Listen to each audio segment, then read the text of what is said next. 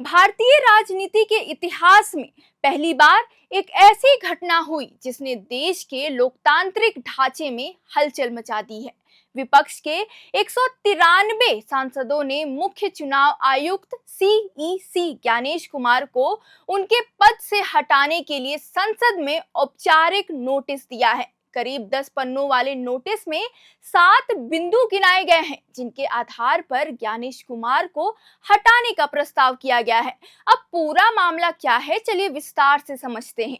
तो रिपोर्ट्स के मुताबिक विपक्षी दलों ने एकजुट होकर यह मोर्चा खोला है। कुल 193 सांसदों ने इस नोटिस पर हस्ताक्षर किए हैं, जिनमें लोकसभा के 130 और राज्यसभा के 63 सांसद शामिल हैं। भारतीय संसदीय इतिहास में यह पहली बार है जब किसी मुख्य चुनाव आयुक्त के खिलाफ पद से हटाने की ऐसी कार्रवाई शुरू की गई है।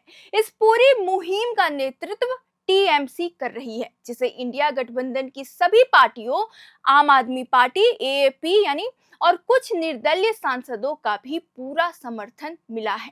विपक्षी सांसदों ने अपने नोटिस में ज्ञानेश कुमार के खिलाफ 7 मुख्य आरोप लगाए हैं। विपक्ष का कहना है कि चुनाव आयोग अब एक स्वतंत्र संस्था के रूप में काम नहीं कर रहा। अब वो 7 मुख्य आरोप क्या है?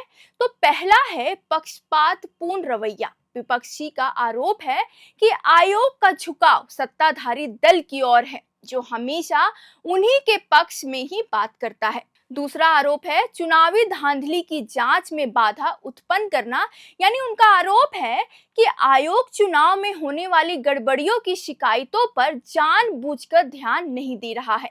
तीसरा आरोप है वोटर लिस्ट में नाम हटाना। विपक्ष का आरोप है कि एसआईआर के नाम पर लाखों वैध मतदाताओं के नाम हटा दिए गए हैं, जिससे लोकतांत्रिक पर सवाल उठ रहे हैं। चौथा आरोप है स्वतंत्रता का हनन करने का, चुनाव आयोग की ऑटोनॉमी को खतरे में डालना है।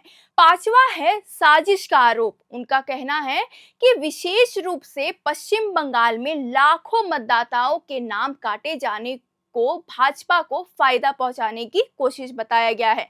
छठा आरोप है विपक्षी मतदाताओं को निशाना बनाना, क्योंकि ममता बनर्जी ने आरोप लगाया है कि यह प्रक्रिया जानबूझकर विपक्षी समर्थकों को वोट देने से रोकने के लिए की गई है। सातवां है राज्यों में विवाद, यानी बिहार और अन्य राज्यों में भी चुनावी प्रक्रियाओं को लेकर सवाल उठाए गए हैं। बहरहाल मुख्य चुनाव आयुक्त को हटाना कोई आसान प्रक्रिया नहीं है। संविधान के अनुच्छेद 324(5) के अनुसार मुख्य चुनाव आयुक्त को केवल उसी रीति से और उन्हीं आधारों पर हटाया जा सकता है जैसे सुप्रीम कोर्ट के जज को हटाया जाता है। इसके लिए संसद के दोनों सदनों में 2/3 बहुमत की आवश्यकता होती है।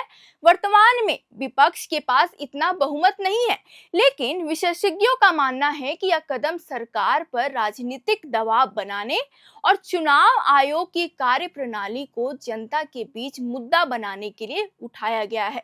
कानूनी प्रावधान के मुताबिक विचार करने के बाद यह फैसला लिया जाएगा कि नोटिस स्वीकृत किया जाएगा या नहीं। नोटिस स्वीकृत होने की स्थिति में ज्ञानेश कुमार पर लगे आरोपों की जांच के लिए 3 सदस्यीय कमेटी बनाई जाएगी। कमेटी के लिए जांच पूरा करने की कोई समय सीमा नहीं होती है।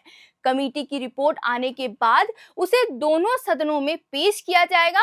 अगर रिपोर्ट में ज्ञानेश कुमार पर लगाए गए आरोप गलत पाए जाते हैं तो मामला वहीं खत्म हो जाएगा, लेकिन अगर आरोप सही पाए गए तो लोकसभा अध्यक्ष और राज्यसभा सभापति आपस में सहमति बनाकर दोनों में से किसी एक सदन में महाभियोग का प्रस्ताव पेश करने की इजाजत देंगे।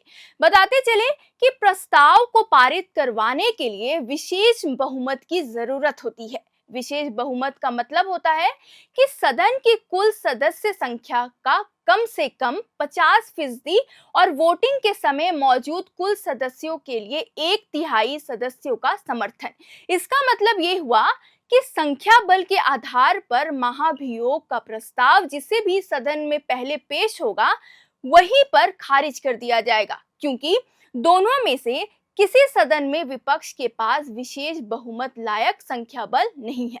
गौरतलब है कि इस पूरे विवाद के केंद्र में स्पेशल इंक्वायरी और रेक्टिफिकेशन जो एसआईआर को लेकर है, विपक्ष का दावा है कि पश्चिम बंगाल की विधानसभा चुनावों से ठीक पहले जिस तरह से वोटर लिस्ट में बदलाव किए गए वह संदिग्ध है। मुख्यमंत्री ममता बनर्जी ने इसे लोकतंत्र की हत्या करार दिया है। हालांकि ज्ञानेश कुमार ने पहले इन आरोपों को खारिज करते हुए कहा था कि एसआईआर का मकसद केवल फर्जी वोटरों को हटाना और योग्य लोगों को जोड़ना है। यह मामला अब केवल संसद तक सीमित नहीं है, बल्कि यह देश के लोकतंत्र की साख का सवाल बन गया है। जहां विपक्ष इसे निष्पक्ष चुनाव की लड़ाई बता रहा है, वहीं सत्ता पक्ष इसे एक राजनीतिक स्टंट करार दे रहा है।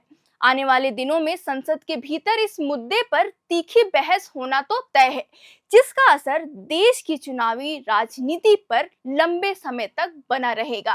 कुल मिलाकर मुख्य चुनाव आयुक्त ज्ञानेश कुमार के खिलाफ विपक्ष का यह ऐतिहासिक कदम केवल एक कानूनी प्रक्रिया नहीं है, बल्कि चुनावी निष्पक्षता पर छिड़ी एक बड़ी राजनीतिक जंग है। हालांकि संख्या बल की कमी के कारण इस महाभियोग प्रस्ताव का पारित होना लगभग असंभव है, लेकिन 193 सांसदों की या लामबंदी चुनाव आयोग की साख को सार्वजनिक चर्चा के केंद्र में ले आई है।